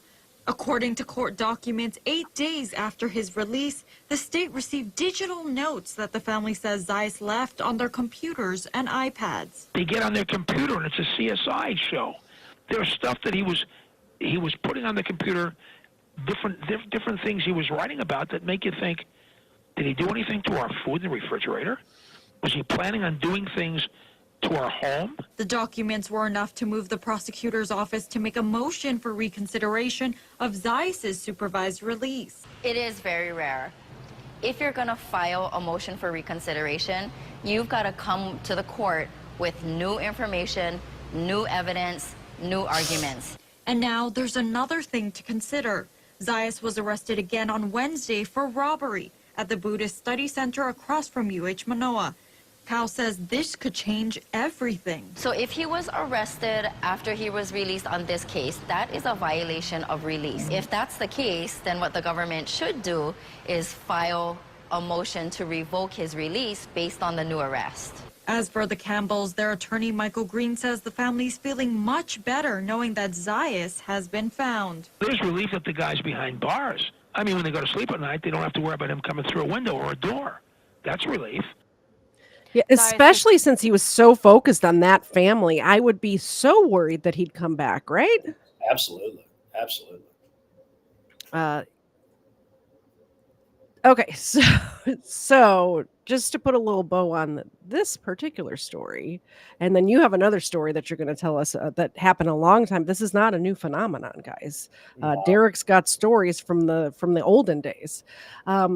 But the supervised release was overturned, revoked. They put him back in jail, and he ends up killing his cellmate. So when they said, "Oh, well, he didn't hurt anybody," he definitely could have hurt this family. He was fixated on them, and he did end up killing his his cellmate. He bludgeoned him to death. He beat him to death. An OCCC inmate is dead. Another has been arrested for murder. 27-year-old Ezekiel Zayas was arrested for first-degree murder. The Department of Public Safety says OCCC staff were alerted of an assault at 9:05 last night. 62-year-old inmate Vance Grace was taken by ambulance to the hospital where he died. Look at how different he looks in this mugshot than his first one. And this is not that long apart, but he looks like a different person. I think he might have been onto something about the makeup thing in the omnivore trials, like where he can just change his appearance by making a few little changes, because I wouldn't have recognized him, honestly. And part of that could have been defense strategy too. Make him look as little like his mugshot photo as possible. True. Very true. So with everything that happened with Ezekiel Zayas, I've heard it pronounced both ways, Zayas and Zayas, and I've probably pronounced it both ways, but I'm not sorry for mispronouncing your name, Ezekiel. Too bad. If it was a victim, I would definitely look it up and figure it out, but I just did not take the time. So this is from Governor Josh Green of Hawaii. Honolulu, Circuit Court Judge Rowana A. Somerville today sentenced Ezekiel Zayas to 40 years in prison arising from 4 convictions, including one for manslaughter for the August 30th, 2020 killing of his cellmate, Vance Grace, a 62-year-old, at Oahu Community Correctional Center. Judge Somerville sentenced Zayas on 4 separate criminal dockets for 4 separate crimes in case number whatever. Zayas was sentenced to 20 years in prison for manslaughter. In the second case number, Zayas was sentenced to 10 years in prison for burglary in the first degree. The third case number, Zayas was sentenced to 5 years in prison for burglary in the second degree. And in the fourth case number, Zayas was sentenced to 5 years in prison for assault in the second degree. All terms of imprisonment will run consecutive to each other for a total of 40 years. The manslaughter case was handled by the Department of the Attorney General. The burglary and assault cases were handled by the Honolulu Department of the prosecuting attorney. Today's sentencing comes exactly 3 years to the day of the Zayas' fatal unprovoked attack on Vance Grace. We are grateful that Judge Somerville agreed that Zayas deserves the maximum sentence, said Deputy Attorney General Adrian Akahua, who handled the manslaughter prosecution. Each of his victims deserve their own measure of justice. Today's sentence reflects that and protects the public for a significant period of time. What do you think of this sentence, Derek? Well, I mean, I think the 40 years. I think the 40 years is good. Uh, I think it all works. I don't like the way they separated. So, burglary and robbery are actually two different things. Mhm. Robbery requires force or the threat of force, and it seems like they separated that in the Buddhist incident. Yeah. That should have actually been an enhancement on that. But I think 40 years is long enough to keep him on ice where he's going to be less of a threat. Now, oh, I'm sorry. Go ahead. Well, he was 23, and this was what they say 4 years ago. So he's 23 at the time, 24, 25, 26, 27, 37, 47, 57. So he'd be 67 years old. Did you guys just see how I do math in my head? I did it out loud. I just don't know if that's enough. I'm afraid he's going to get out and do the same thing, even at the age of 67. Well, okay. So here's the thing. You got to look at, is this an actual 40 years? Is this 40 years flat time, 40 years straight time, where he does every day for day? Now, if he obviously, it being Hawaii, I'm not holding my breath. So there's probably a chance that he does. It could be half of that time. 40% of that and gets out. Yeah, I mean, it really in Hawaii, it could be half of that time, and I don't know that for sure. I'm guessing just from laws that I know from other states. But there's some states where one good day equals 2 days of good time. Yeah. I also think if he's killing his cellmate, that he's not going to have a lot of I think he's going to mess up in prison to where maybe it will be the whole 40 years. Here's the nice thing about, maybe nice thing is not the proper term, but when you have an offender like this, they tend to put targets on themselves inside the prison environment, which makes it highly unlikely that there's a good chance he's going to be a changed person when he comes out, because and by changed I mean no longer processing oxygen. Oh, okay. Yeah. Because he's going to rub the wrong people the wrong way, and I wouldn't be surprised to find out if he's assaulted to the point where he's confined to a wheelchair, or if he ends up assaulted to death. Absolutely. I mean, it happens to a lot of offenders, you know. Yeah. Sure does. Honestly, if you're interested, and anybody who's new here, if you're interested in that sort of stuff that happens in prison, I have a couple of great interviews with a gentleman named Justin Coleman, who killed somebody when he was 17 years old. He served 14 of a 15-year sentence, and he's got some stories about that. He's got some stories about how they treated people who were in for crimes against children that we spoke about on my show. And it was actually, I think, some of the best conversations that I ever had with a person. By the way, Justin made a mistake when he was 17 years old. He's very remorseful. And I was not, like some people say, I can't believe you had a murderer on your channel. Well, people mess up when they're 17. And he messed up really, really badly. But when you hear the story, I think you'll understand why I did give him a platform to speak, because he does spread the word of God and of love and of second chances now. So I can't go through a show without plugging another one of my episodes, but those episodes are great. I had him on the first time just to talk about in general his crime and what happened there, and then again on how to protect yourself against criminals. And a third time, the third one is what I think you guys would be interested in. There was a gentleman that he was in prison with who was convicted of raping and murdering a 12-year-old girl, I think, and he was in prison with this guy, and Justin said he thought about killing this guy, and it turns out it was proven by DNA that the gentleman was innocent after the fact. After he was out, he found out. And so we went through that whole story, and he actually thanks God that he did not make the mistake of murdering this man that turned out to be innocent. So, Yeah. uh, yeah, interesting show.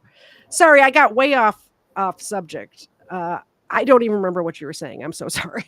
No, I was just Kiwi Nansen asked a question in the comments about his mental capacity and his mental culpability, because obviously this guy is dealing with some severe mental health demons. Mhm.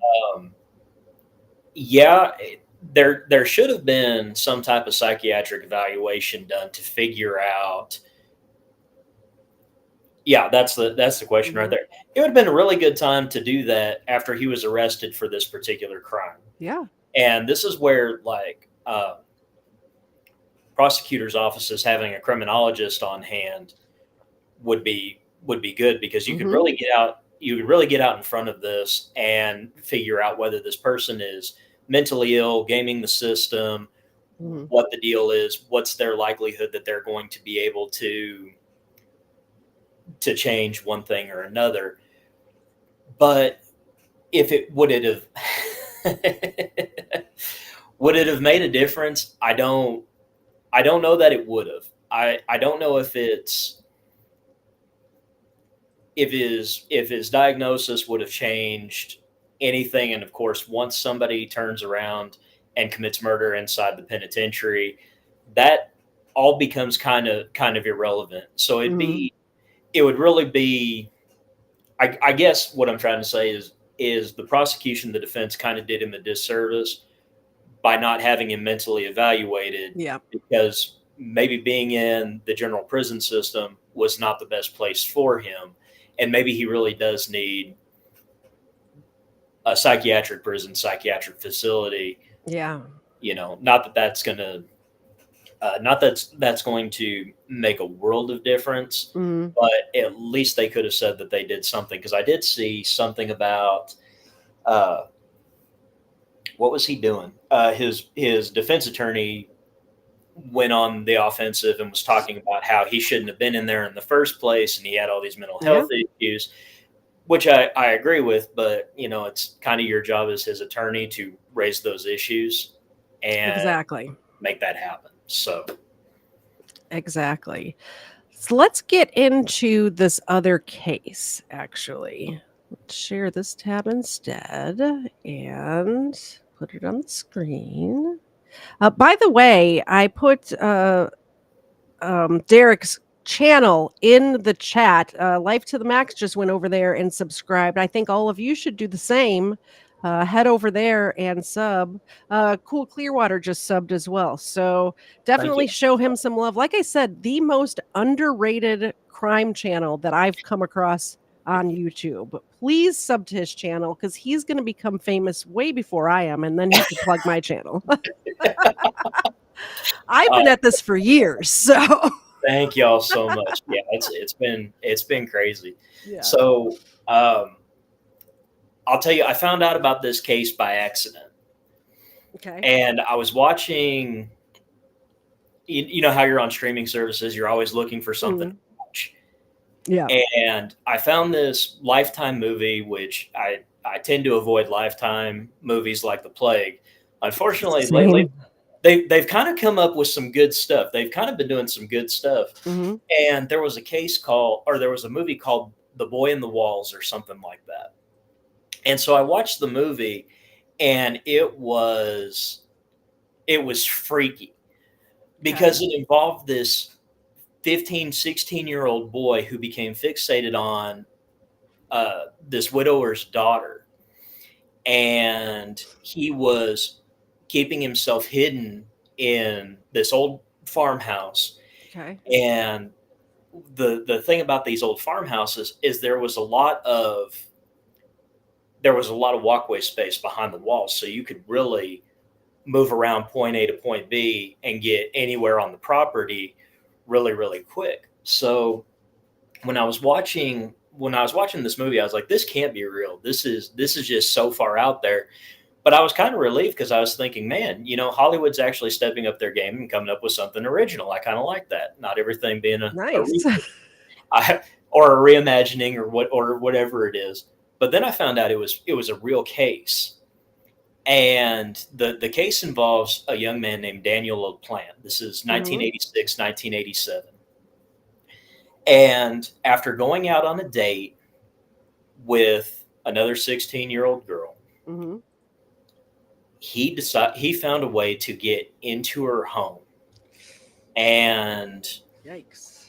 started consuming the liquor in the house, started messing with the food. See, that's one thing I'm surprised that didn't happen in the case that was most of the show today, is that food missing and things like that. Because on these Phrogging cases, which I didn't know that's what they were called, but you always hear about, I swear I had one apple left, or you know what I mean? Or I thought I had leftovers. Who ate the leftovers? But there's something kind of weird Mm-hmm. that somebody mentioned in one of the videos, was that there were bodily fluids all in every room of the house.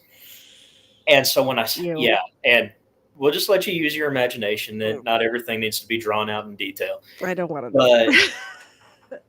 But you almost want to know what he did to the food. Because, I mean, you think about it, if he's willing to experiment, is he willing to mess with the food, with what people eat or drink? But if he had had any type of institutionalization for his mental illness, or had a criminal record where he did any time in jail or prison, there's a good chance that he probably didn't mess with that, because it's just kind of an understood rule. You don't mess with people's food. And there very, very few fights are more violent and deadly in a prison setting when somebody's food supply is messed with, because nobody tolerates that. Worse than child sex offenders, huh? Well, that's something that kind of gets found out. Yeah. But that the food thing, that's something that happens instantly, and that's instant justice. But so Daniel LaPlante gets fixated on this girl. He starts taking condiments out of the refrigerator and writing these horrible, threatening messages on the walls of the home. Well, after they figure out that this boy, after one of I think it was the younger sister, wakes up and sees Daniel LaPlante standing over her with a hatchet, and he's wearing a mask and all of these things.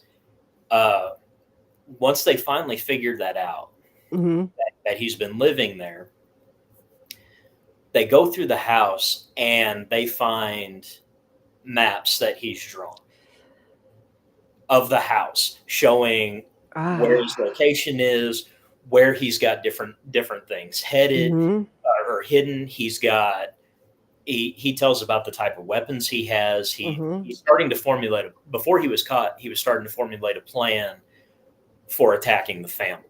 Oh, it's similar to what we just talked about, where he's coming up with a plan. There's no, like, these Phrogging cases are interesting, because the same type of people commit them, and they commit them the same type of way. And the earliest case of this I found was going back to the 1940s, and I'm sure it goes back a lot further than that.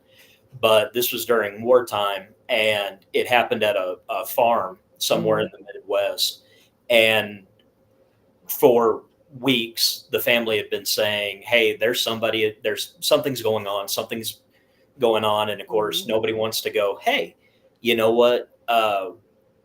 We're just not gonna worry about it." And then one night, the husband goes to the kitchen and he's confronted by the man. They get into a violent altercation, and the homeowner was killed. And that was back in 1941. Is this the one? This is ringing a bell to me.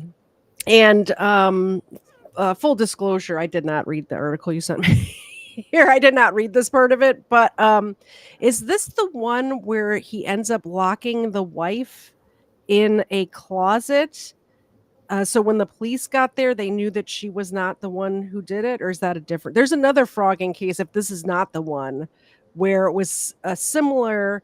It was that the one that I'm thinking of. It happened somewhere in the Midwest, but then the couple moved to California, and the Frogger followed them out to California. Oh no, this isn't. This is a Is different one. But no, we Oh. should probably revisit that one because Well, that one's yeah. that's It happened in the same time era. Maybe I'll do a little research project on that, and next month we can get together and do that one. that is crazy because usually people who get obsessed with Mhm. somebody, if that person moves away, Mhm. they'll find somebody else. So to cross state lines like that, Mhm. in order to be with that person, that's Yeah. dangerous. That's man, that's incredibly bad. Yeah. But yeah, so Daniel Plant, he gets arrested. Mhm. Guess what happens to him next? He's let out on supervised release. Every time. Every time. I'm telling you, you watch my channel, and you can actually just see you can see the color in my face change because I just get so mad about it. Mhm. But he ends up killing a single mother who's pregnant and her 2 kids. Oh no. She was a kindergarten, first grade teacher, something like that, and it was a horrible. It was just incredibly brutal killing. Mhm. And he's only 16, 17 years old at the time. Wow. He was originally given 3 life sentences. Mhm. Plus what happened with I think they charged him with burglary in the original case because he Mhm. didn't assault anybody, didn't hurt anybody. But with this, let's see, he had the 3 murders. Then he carjacked a woman, held her hostage. It just turned into this whole big thing. Well, recently, because of a Supreme Court decision that if you're under 18, you can't be sentenced to life in prison. Yep. And that is coming back retroactively. I don't know how they can do it retroactive. That's I don't agree with it. I think you're big enough to commit that type of a crime. You're big enough to serve out your sentence. well, and that's the thing. The ones who are charged as adults because they do adult crimes, they should be able to be sentenced as adults. Because otherwise, why are we charging people as adults? Agreed. Yeah, and what happens now is they'll stay in juvenile custody till they're 21 usually, and then they'll go to an adult prison. Yep. But then they want to say, well, I was a child when this happened, so sentencing me to life in prison constitutes cruel and unusual punishment. And I look at the people died, and I'm just like, no, not really. But according to the judge in this case, and this was just about 3 or 4 years ago, I think, when Daniel LaPlante tried to have his sentence overturned, the judge said that he had to do 15 years for each of the lives he took. So kind of extending that time and making the sentences run consecutively instead of concurrently to try to keep it in prison as long as he can. So it's nice to know there are some judges out there who have something. Yeah. I put the link to this article in the chat. It goes over 7 different Phrogging cases if anybody's interested to read that. After the show, don't go anywhere. We're not done yet. Go ahead and read that. But it does happen, and I've seen like videos before, and I really should have looked more into it. Like I said, I've been very busy leading up to this show, but I remember seeing a video, like a little short video. You know how you get the shorts on YouTube or whatever, of somebody coming out of like a crawl space. Like they had a video camera set up in their kitchen. In the middle of the night, somebody coming out from behind like there was a picture on the wall that swung open, and then you can go up to the attic from there, and somebody just creeping out and then raiding the fridge and going back in. And it was the creepiest video I think I've ever seen in my life. No. Yeah, it's just crazy. Just everybody tonight before you go to sleep, please check your attic. Just make sure nobody's up there. Like, please check You the know, basement, I crawl always try, spaces. I always try not to be an alarmist about that stuff, but it's like so many people like have no idea. Like out where I live, there's a lot of older homes, Depression Mhm. era homes that have crawl spaces and everything, and Mhm. people don't realize that those crawl spaces, not only can you get to them from inside the home, you can get to them from outside the home. Yeah. And if people know what to look for, they can do it. If you live in multifamily dwellings, Mhm. the attics are connected sometimes. And I think there was oh, Oh, like they can go up into the attic and attic then come over and come down. oh. Because I think, do you remember? I can't remember his last name. Daniel something. He was a law school student in Georgia who killed one of his Yes, classmates. I did a whole episode. I did Did actually you? a two-parter on that one. McDaniel, Stephen McDaniel. Stephen McDaniel. Yes, Mhm. absolutely. Yeah, I love his face because when I was doing interviewing interrogation, one of the instructors was saying, what kind of expression are you trying to get your suspect to make? And then they showed that news clip where he just goes ghost white when they found the body. Yeah. And he said, that's what you're looking for right there. Mhm. Well, he was able to get into her home by getting up into a crawl space and coming down. And of course, that's how he ended up getting one of her secondary keys to the residence and Yep. making a copy of it and doing Mhm. all that. So, I'm not. I don't set out to intentionally scare people, but with my background and everything, I kind of go to the worst case scenario, and I want people to be as Mhm. ready for the worst case scenario as they Well, possibly could be. also, it doesn't hurt to check. Well, it No, doesn't it hurt to is. check. And even if you don't find somebody in your home, you might find stuff like somebody has been in your home, and then you need to, buy a shotgun. That's all. Right, yeah, and I mean, I think the only thing more ominous than not finding anything is finding something, Mhm. and, so I try not to go off on war stories and tangents, but when I was a police officer one time, Yeah, go off. You have all the time in the world. I need to find my Stephen McDaniel episode and link it in the chat right now, so go ahead. I got a 911 call, and I Mhm. was dispatched lights and sirens to this address because a lady found that somebody was living inside her house Oh, in jeez. the crawl space. And so I show up and my partner shows up and we get the lady out of the house. We put her Mhm. another officer who showed up. So there's three of us on scene. I told the third officer, "Hey, stay with her. We're going to go. We're going to search the outside. We're going to search the inside." Mhm. So we had a general idea of where all of this had taken place. But when we got into the attic and the crawl space and everything, what we found were old fast food wrappers from when the house had been built. Oh. But Still she had would've been freaky.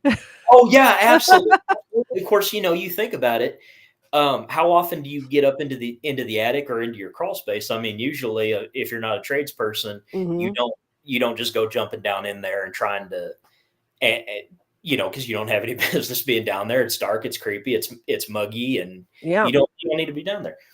So, and we were able to determine that because the level of dust that was on all of the wrappers and everything, uh we did find somebody had left a full tool belt in there, and because of where it was, Yep. they were there was like a plenum or something in the AC that was Mhm. blowing the dust off of the belt, so it looked like it was fairly Like, was recent, moved? Yeah.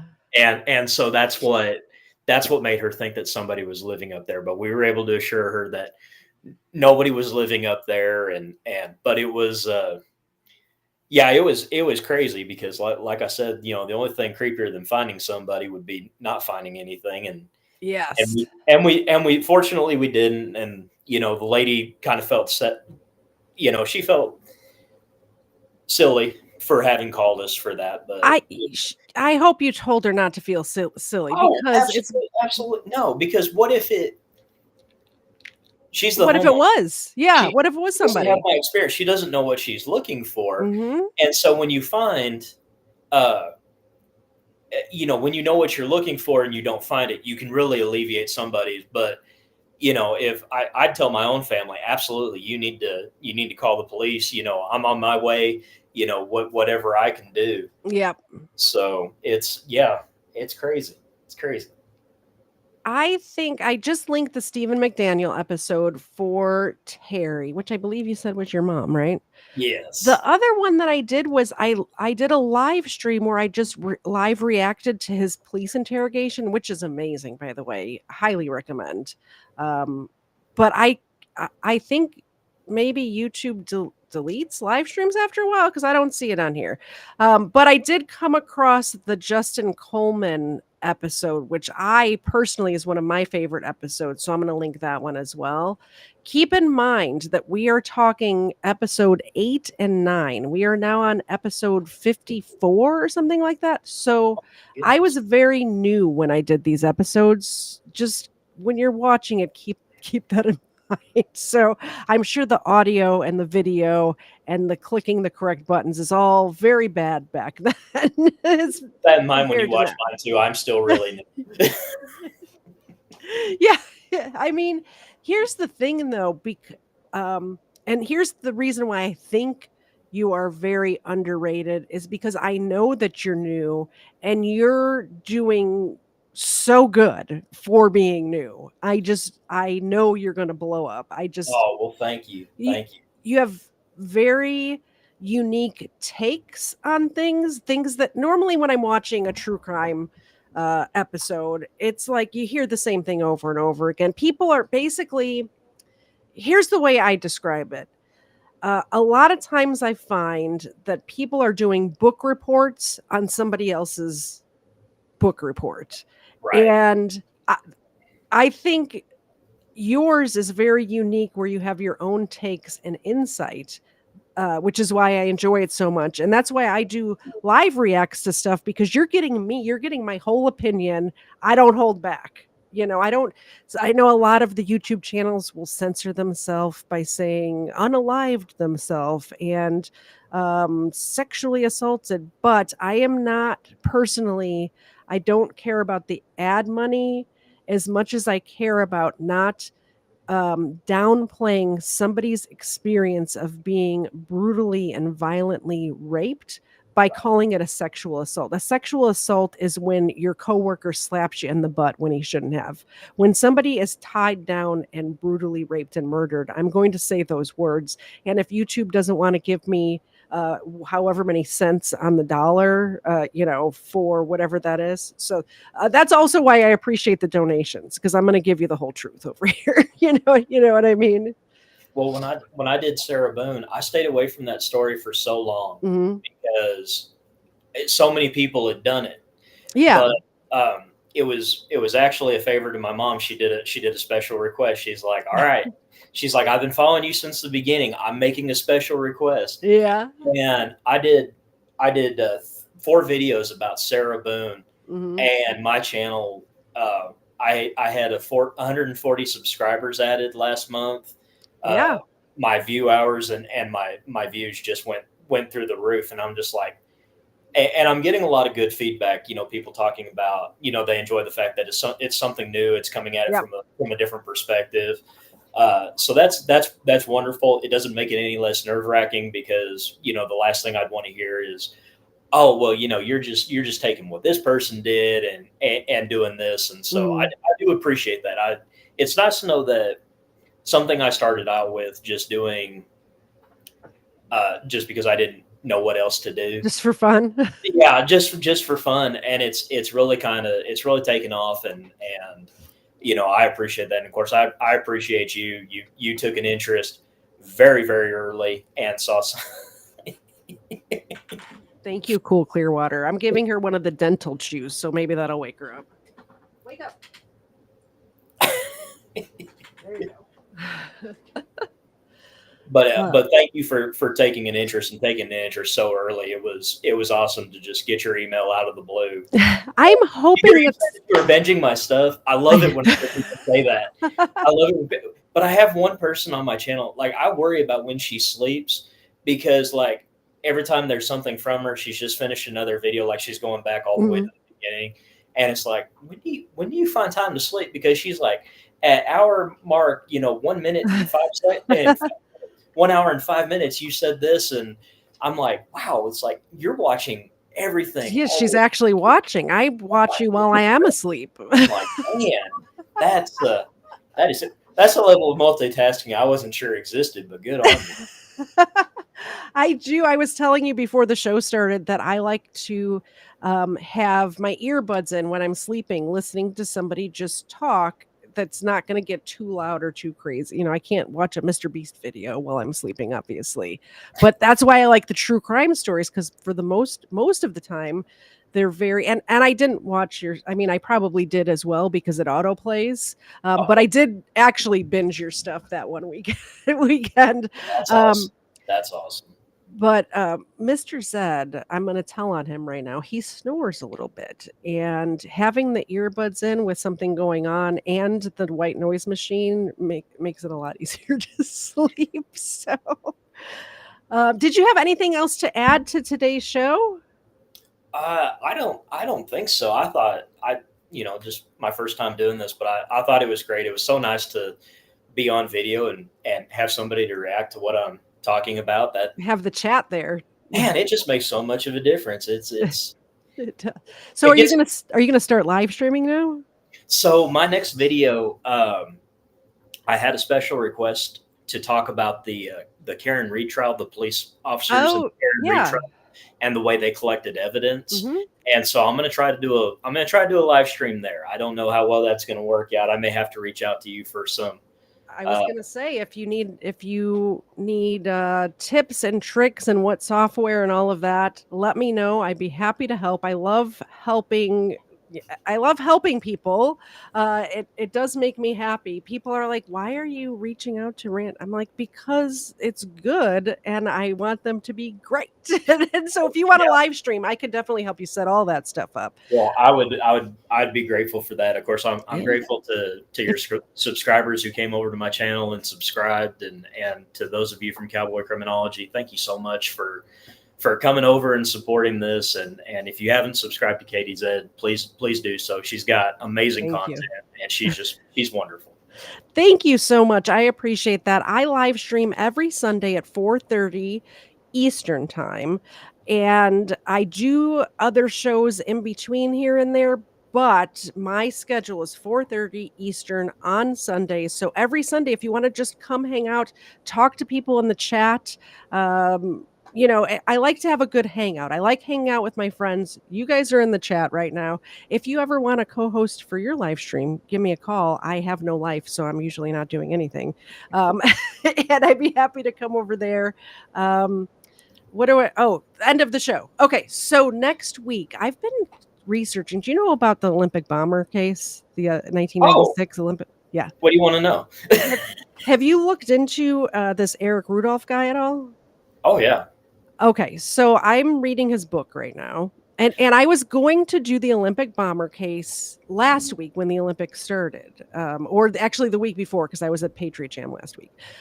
So I was going to do it the week before the Olympics started. And then I found that he had a book and I started reading it. And I don't know if you've ever read the Unabomber Manifesto. Parts of it, yes. But that's one of the ones I'm getting the same sort of thing where I don't agree with the blowing people up stuff. But some of the ideas in the manifesto, I mean, with the technology taking over the world and stuff, he was not wrong about everything, is all I'm saying about Unabomber. It's a little weird when you read stuff like that and you find those things that you're kind of like, there's a little bit. Yeah. There's a little bit there that kind of makes sense. And that's the scary part. It is scary. It's like, wow, why am I, what's wrong with me that I'm thinking, wow, this actually makes sense. And it's like, yeah, I'm finding the same thing with Eric Rudolph's book, which by the way is free online. It's called Between the Lines of Drift. If you Google that, it'll pop up. You get a free PDF. It's like 250 pages. The interesting part to me, not only are some of his ideas good, in my opinion. He's a God-fearing Christian, and I am as well. And, those sort of ideas line up. I would never blow something up. Like, don't take this out of context, obviously. But he goes into details about like how he hid in the woods for 5 years, which I just find fascinating. The lengths that he went through to stay hidden in the hills of North Carolina. And of course, I'm a map person. I love geography. So he's talking about a certain, gap or a certain peak, and I'm on Google Maps finding it and seeing if I can get a street view and things like that. There's a lot of people who are lucky they're not in prison for helping him. I agree, especially about the one gentleman, because in the book, like, I forget the guy's name, but he gave him supplies.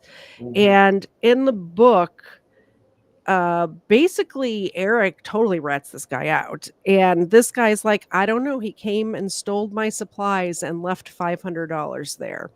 Yeah, he was a gentleman. He's passed away now, but I believe Eric's version of what happened more so than $500 worth of supplies was missing, and $500 bills were left in their place.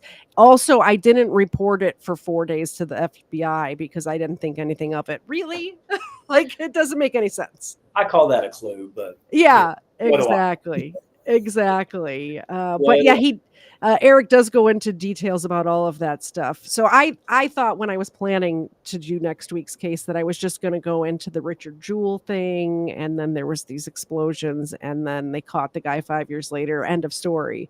But it is way more detailed than that. It might have to be a two-parter. I don't know. If I'm going to go more than 3 hours, I usually cut it into 2 parts because I think people get bored. But it's going to be interesting. That's going to be next week, Sunday at 4:30 Eastern. The other episodes that we have coming up is Ronnie O'Neill, which is a gentleman out of Florida that represented himself in trial, similar to the Darrell Brooks case. Even a little more wacky, in my opinion. But we're going to go into that case as well. And please stay in touch and hang on. We're going to do the outro, and then we can chat afterwards if you have a minute. Sounds great. Thanks for coming, everybody. Don't forget to hit the subscribe button. If you think it's worth sharing, please share it out as well. I would appreciate that, and whoever you share it with will also appreciate it. If you like the outro music, it is by Iggy Normus Jr., who is linked in the description. This is Brain Fog, which we heard performed live at Patriot Jam. So if you like it, check that out too. See you guys next week. Bye. I can't understand what you're saying. We're late stage in the catacombs. Shuffling a single card today. Broken table trying to play some ping pong. It's not subtle when we celebrate a magazine with the pages torn. My body cracks, knees buckling. I got a bad case of brain fog. Said I got a bad case of brain fog.